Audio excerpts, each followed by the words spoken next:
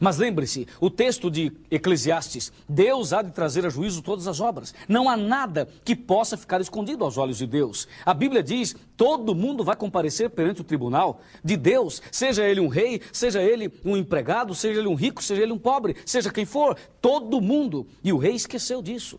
Um dia chegou um profeta, o profeta Natã. E quando o profeta Natã chegou, ele foi fazer uma visita ao rei Davi. Chegou ali, tocou a campainha do palácio do rei. O rei atendeu. É o profeta Natã. Ô Natã, que bom que você veio aqui. Chega pra cá, meu amigo. E o rei ficou todo feliz. Vamos sentar. E eles sentaram no bonito sofá do palácio do rei. E ali, os dois começaram a conversar. E o rei disse, Natã, que privilégio, a que devo a honra da sua visita, Natã. E o rei imediatamente pediu que trouxesse uma cevada para o profeta e um pãozinho integral, porque o profeta comia comidas naturais, não bebia café e comia pão natural. E aí o rei mandou trazer um lanche para o profeta e ali eles ficaram tranquilos, conversando, batendo papo, uma alegria muito grande. De repente, o rei Davi olhou para o profeta Natã e disse, ô profeta, qual a razão da tua visita? E o profeta olhou bem dentro dos olhos do rei Davi e disse, sabe o que é, rei? É que eu tenho um problema. E eu gostaria que o senhor, como rei, me ajudasse a solucioná-lo. E claro, o rei disse, pois não, profeta, o que você pedir, eu faço. Naquela época, o profeta tinha uma autoridade acima do rei. Hoje a situação é diferente, porque os profetas que nós temos hoje, eles escreveram a Bíblia e não estão conosco. Então a Bíblia é a boca de Deus falando conosco. Pois bem, mas naquela época tinha um profeta, e o profeta Natã falou, para você entender, rei, o meu problema, eu vou te contar uma história. A história é a seguinte, aí o profeta Natã contou uma história. Era uma vez, tinha um homem muito rico e tinha um homem muito pobre. É a história que o profeta Natã contou ao rei. Este homem muito rico, ele receberia uma visita do estrangeiro, de um outro país. E essa visita era muito importante. E o homem rico queria fazer uma festa, queria fazer um churrasco, queria fazer um almoço especial com churrasco e tudo. E sabe, rei, dizia o profeta Natã, aquele homem rico tinha muitos animais, muito gado, muitas ovelhas, muitos cordeiros. Mas ele foi na fazenda vizinha e foi à casa de um homem pobre. E aquele homem pobre tinha só uma cordeirinha, uma só, de estimação. E sabe, rei Davi, o que aquele homem rico fez?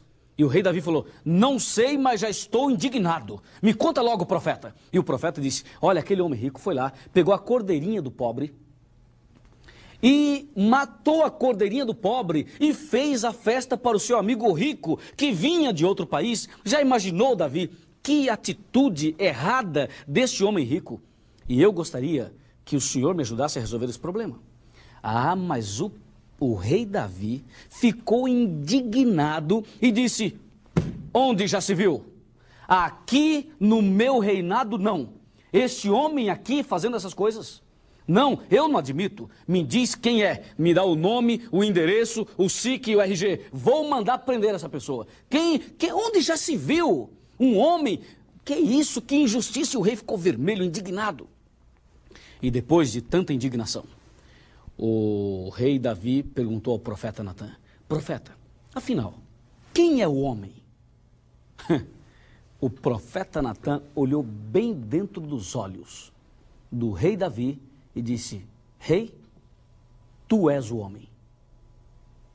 Bah, desmontou o rei. Imagina, tu és o homem. Imagina, amigo, imagina, amiga, você tem um pecado escondido.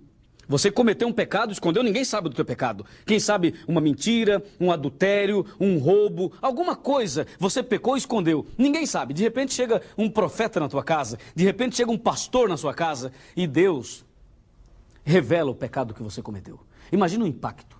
O rei, naquela hora, caiu dos joelhos, arrependido. Ele começou a chorar e ele começou a orar e disse, realmente eu pequei. E ele sentiu o peso do arrependimento. E naquele momento, o rei fez uma linda oração. Uma oração sincera de arrependimento. E esta oração está no Salmo 51. Pegue a sua Bíblia. O Salmo 51 é a oração de arrependimento do rei Davi. Eu vou ler aqui para você apenas 2 versículos ou 3. No Salmo 51, o rei Davi se arrepende e ele deixa registrado para nós o que aconteceu naquele momento de arrependimento. Vejam, Salmo 51. a partir do versículo 1. Diz assim: compadece-te de mim, ó Deus, segundo a tua benignidade e segundo a multidão das tuas misericórdias. Apaga as minhas transgressões, lava-me completamente da minha iniquidade e purifica-me do meu pecado. E ele continua dizendo, e no versículo 10, ele clama e diz: cria em mim, ó Deus, um coração puro e renova dentro de mim um espírito inabalável. Em outras palavras, ó Deus, eu estou arrependido, por favor, tem misericórdia de mim. E Deus perdoou o rei Davi, purificou seu coração e ele ganhou a salvação. Isto quer dizer que Deus pode perdoar todos os pecados, desde que a pessoa se arrependa. Por isso, meu amigo, não esconda nenhum pecado, confesse todos a Deus, abandone o pecado e viva uma nova vida, porque se você esconder algum pecado, lembre-se, Deus vai trazer a juízo todas as obras, até aquelas que estão escondidas. Agora, o juízo final, ele está dividido em 3 fases. Eu vou te mostrar agora numa tela maior as 3 fases do juízo. E você vai começar a entender melhor os detalhes, as fases, os acontecimentos de cada fase do juízo final. Lembre-se, são 3 fases. Vamos aqui, olhando na tela, as 3 fases do juízo. Você pode ver aqui, a primeira fase é a fase de investigação. A segunda fase é a fase de comprovação. E a terceira fase é a fase de execução. Portanto, o juízo final está dividido assim: juízo de investigação, juízo de comprovação e juízo de execução. Primeiro Deus investiga, depois ele comprova com a presença das testemunhas e depois ele executa e dá a sentença final. Lembre-se, 3 fases do juízo. E das 3, é importante que você saiba que a primeira fase é a fase que estamos vivendo e por isso é a fase mais importante, a fase de investigação. Agora, a de comprovação também é importante e a de execução também é muito importante. Você precisa entender como funciona cada fase. E em rápidas palavras, eu vou explicar a você como funcionam essas 3 fases do juízo final.